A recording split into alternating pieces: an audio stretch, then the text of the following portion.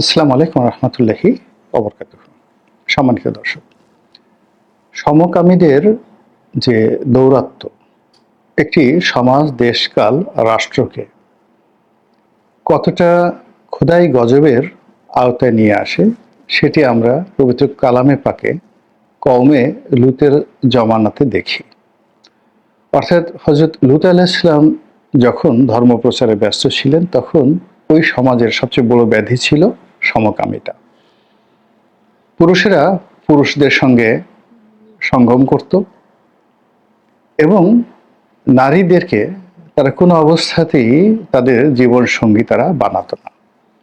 কেবলই মাত্র দিনের পথে যারা ছিলেন তারা ছাড়া অন্য কেউই পারিবারিক জীবনযাপন করতেন না।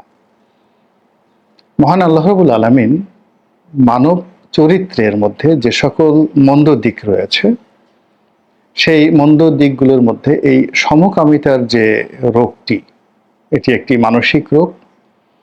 এই রোগটিকে আল্লাহ রাব্বুল আলামিন সবচেয়ে বেশি ঘৃণা করেন এবং মানুষের কোনো অভ্যাসের কারণে কখনো কোনো একটা জমিনকে উল্টে দিয়েছেন, একটি সম্প্রদায়কে পুরো মাটির সঙ্গে মিশিয়ে দিয়েছেন। এরকম কোনো নজির এই সমকামিতা ছাড়া অন্য কোনো ক্ষেত্রে দেখা যায় না। মানুষ পাগলামো করে, খুন করে, ধর্ষণ করে, রাহাজানি করে, চুরি করে, ডাকাতি করে, কিন্তু এই সকল কর্মের কারণে পুরো একটি জনপদকে আল্লাহ কখনো ধ্বংস করেননি। কিন্তু সমকামিতা যে সমাজে স্থায়ী রূপ লাভ করেছে সেই সমাজটি সম্পূর্ণভাবে ধ্বংস হয়ে গেছে এবং তারই একটা জাজল্যমান দৃষ্টান্ত হলো কওমে লূতের জমানা। কওমে লূতের জমানাতে ওই আমলে রাজনৈতিক অবস্থা কেমন ছিল তা গবেষণার বিষয় এবং তিনি যে এলাকাতে বসবাস করতেন, জাজিরাতুল আরবের যে এলাকাতে, এটি আজকের যে জেরুজালেম, তারপর আজকের যে জর্ডান, জেরুজালেম, কুয়েত, নাবলুস এর মধ্যবর্তী কোনো একটি এলাকা ছিল এবং কওমে লূতের যে জমানাটি, সেই জমানাটিতে তখনও পর্যন্ত পৃথিবীতে ওরকম কোনো সাম্রাজ্য গড়ে ওঠেনি, রাজত্ব গড়ে ওঠেনি। এবং আমরা যে সভ্য দুনিয়া বলতে যখন থেকে জানি মহামতি সাইরাস, যেটাকে অনেকে হজরত জুলকারনাইন হিসেবে অভিহিত করেন, তার জমানা হিসেবে অভিহিত করেন, যেটিকে সাইরাস দ্য গ্রেটের জমানা বলা হয়, খ্রিস্টের জন্মের ৬০০ বছর আগে, কিংবা ধরুন তারও আগে, the first emperor of history, তাকে বলা হয় সারগন দ্য গ্রেট, কিংবা তারও আগে যখন রামশিস হযরত মুসা আলাইহিস সালামের জমানা ছিল, অর্থাৎ খ্রিস্টের জন্মের ১৩০০ বছর আগে। কওমে লূতের জমানা তারও আগে। কথাগুলো বললাম এই কারণে যে তখনও পর্যন্ত পৃথিবীতে রাজতন্ত্র, রাজার শাসন বা রাজনীতি তখন ওভাবে স্থায়ীভাবে কাঠামোগত রূপ লাভ করেনি। তো পৃথিবীতে যেখানে যেখানে রাজত্ব লাভ করেছে, কাঠামো লাভ করেছে, তখন সেই রাজত্বের উপরে সমকামীরা প্রভাব বিস্তার করেছে, রাজার উপর প্রভাব বিস্তার করেছে, এরকম ঘটনা কিন্তু আমরা জানি না। অনেক রাজার ঘেটুপুত্র ছিল, অনেক রাজা আমাদের এই বাংলাদেশেও অনেকের, বিশেষ করে ভাটির অঞ্চলে অনেক জমিদার ছিলেন যারা তাদের যৌনসঙ্গী হিসেবে স্ত্রীদের সঙ্গে সঙ্গে আবার পুরুষদেরকেও রাখতেন। এদেরকে আমাদের এই বাংলা সাহিত্যে ঘেটুপুত্র বলা হয়। হুমায়ুন আহমেদের একটা বিখ্যাত সিনেমা আছে ঘেটুপুত্র কমলা। তো এই ঘেটুপুত্র সঙ্গে সঙ্গে পারিবারিক জীবন, এটি একটা যাকে বলা হয় বিকৃত রুচি এবং বিকৃত রোগ। কিন্তু পুরো নারীর সঙ্গকে ত্যাগ করে পুরুষের সঙ্গ পুরুষ পছন্দ করছে, এটা কওমে লূতের জমানাতেই সবচেয়ে বেশি হয়েছিল। কিন্তু ইদানিং যে পরিসংখ্যান, সারা পৃথিবীর পরিসংখ্যান, সেই পরিসংখ্যানের মধ্যে দেখা যাচ্ছে যে শতকরা 23% লোক সারা দুনিয়াতে, আল্লাহ মাফ করুক, 23% লোক এই সমকামিতার সাথে জড়িত হয়ে পড়েছে। এবং 23% অথবা 21%, 21%, 23%, আল্লাহ মাফ করুক, এটার একটা একেবারে যাকে বলা হয় ইউরোপ আমেরিকা থেকে শুরু করে বাংলাদেশ, উত্তর আফ্রিকা, দক্ষিণ আফ্রিকা সব মিলিয়ে অন অ্যাভারেজে। তো সেই দিক থেকে যদি আপনি আমেরিকাতে চিন্তা করেন, এটির সংখ্যা মোর দ্যান হয়তো 40%।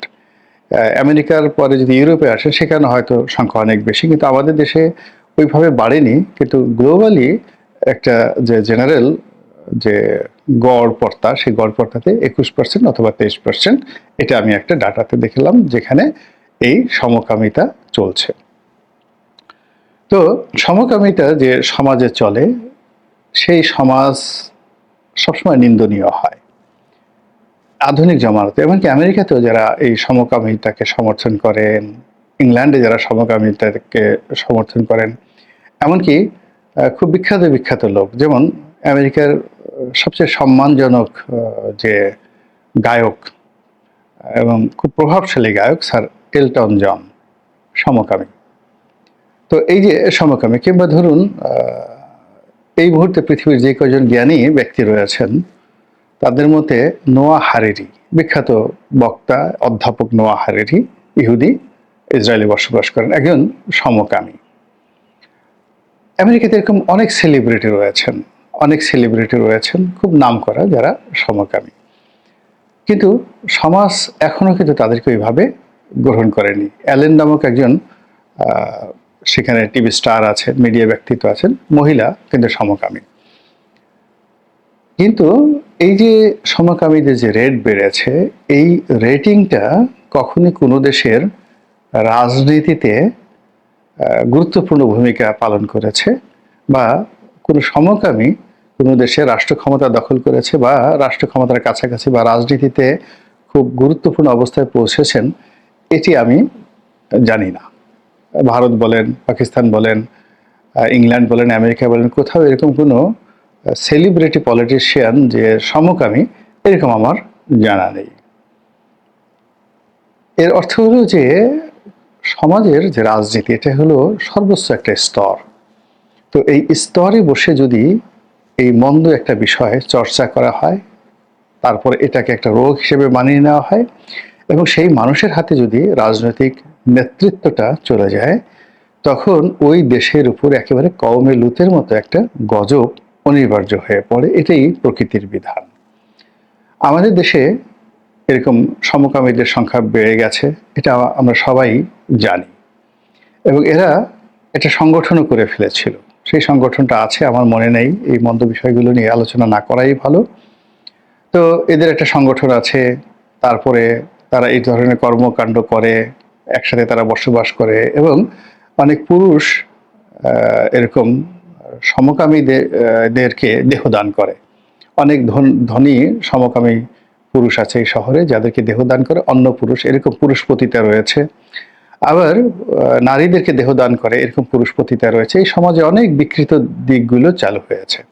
কিন্তু এত কিছুর পরেও আমাদের মূল ধারার যে রাজনৈতিক দলগুলো রয়েছে, সেখানকার নেতৃত্বের পর্যায়ে কোনো স্বীকৃত সমকামী সামনের সারিতে এসেছে, নেতৃত্বের পর্যায়ে এসেছেন, এটি আমরা কখনো শুনিনি। কিন্তু এই জমানাতে, অর্থাৎ জুলাই আগস্ট বিপ্লবের পর, বারবার শুধু রাজনীতির নেতৃত্বে সমকামীদের আধিপত্য, সমকামীদের বাড়াবাড়ি, এটি এখন স্পষ্ট।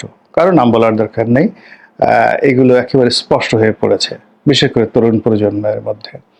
এবং এই সমকামিতার এই রোগটি এমন একটা জায়গাতে এখন নিয়ে গেছে যে অনেক বড় বড় মানুষ,